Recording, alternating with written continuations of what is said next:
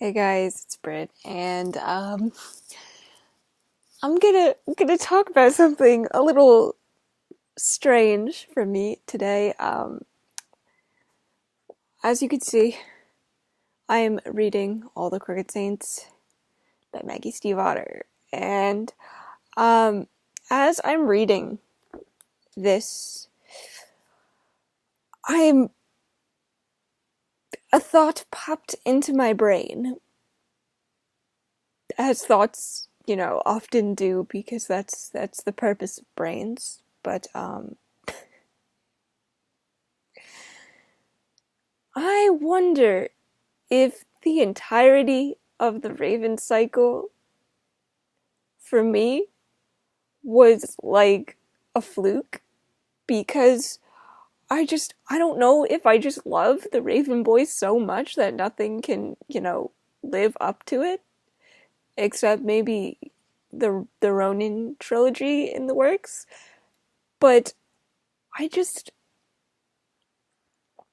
I haven't found one that lives up to the Raven cycle. Um, it's it's not that this is bad, because it's not. Maybe because the Raven Boys was the first that I read of Maggie's works, I didn't have the whole, you know, what am I trying to say? The whole, I hadn't read anything from Maggie at that point.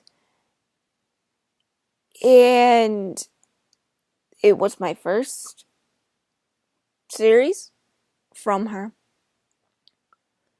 And I'm still going to buy, like, everything she puts out from here on out, just because I love her and I want to support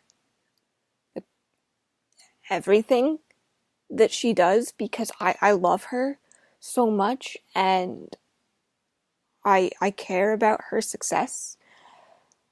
And even though this doesn't live up to the Raven Boys, there's something about Maggie that I love. Maybe it's because I just love the Raven cycle.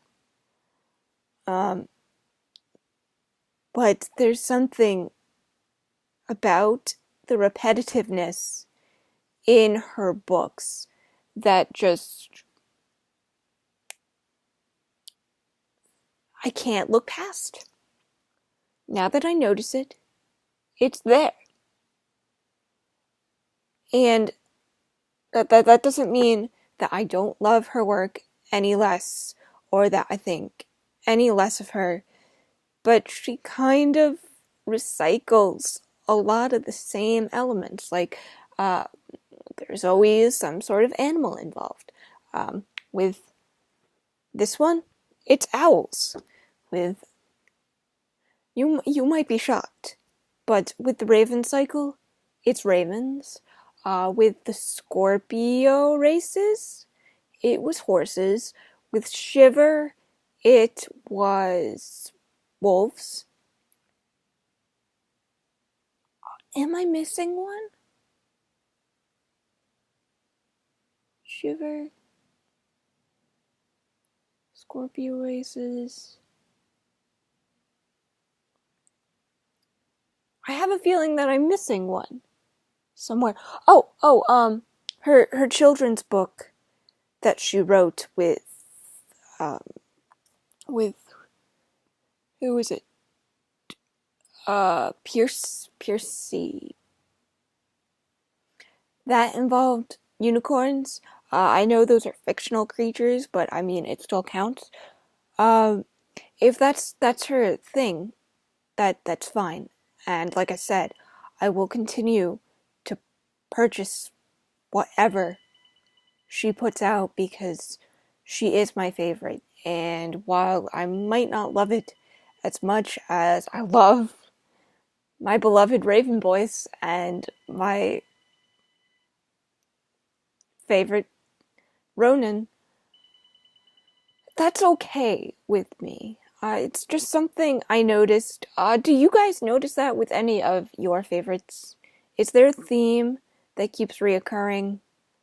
Um, because man, I am so on board for the Ronin trilogy.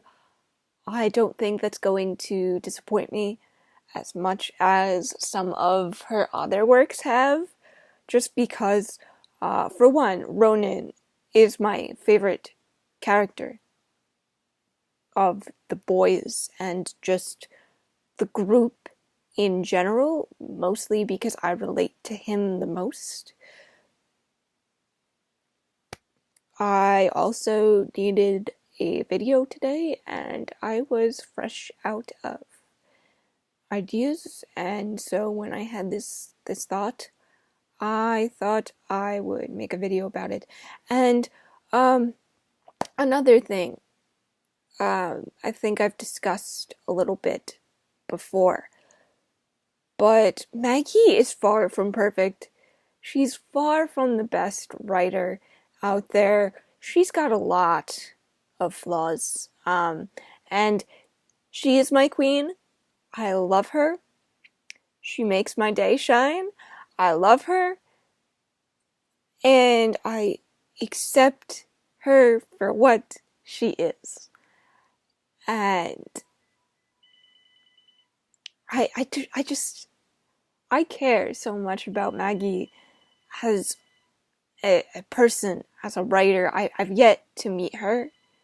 Hopefully one day I can meet her in person and I will cry and I will just be like, thank you for the gift that is Ronin Lynch, and I will cry because, oh, just that stupid series means so much to me. And I don't really know how to put it into words, but she has flaws. She's not perfect. Her writing can often be really flowery. Like, let's get an example, shall we? I'll read the first paragraph of chapter 6 for you guys. The morning after a miracle is always bright.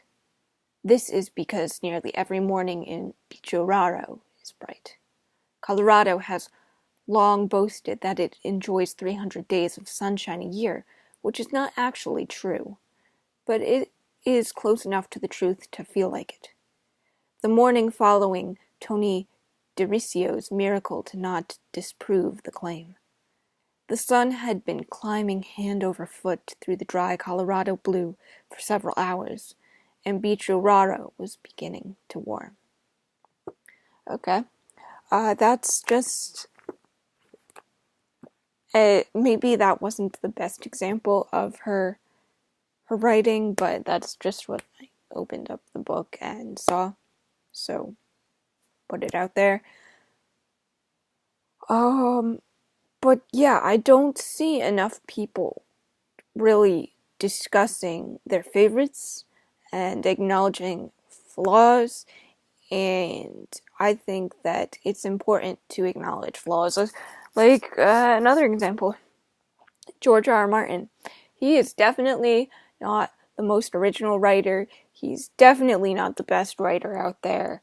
For those of you who don't know, Song of Ice and Fire is a fantasy War of the Roses retelling, and it's great. And I love Game of Thrones. I love it. I love it. I love A Song of Ice and Fire. But there are problems with it. And it's important to say those things. And there's no such thing as perfect. Have I really been talking for almost 10 minutes now? Okay, guys. That's all I wanted to say. But anyway, guys, I love you, and I'll see you in the next video. Bye for now.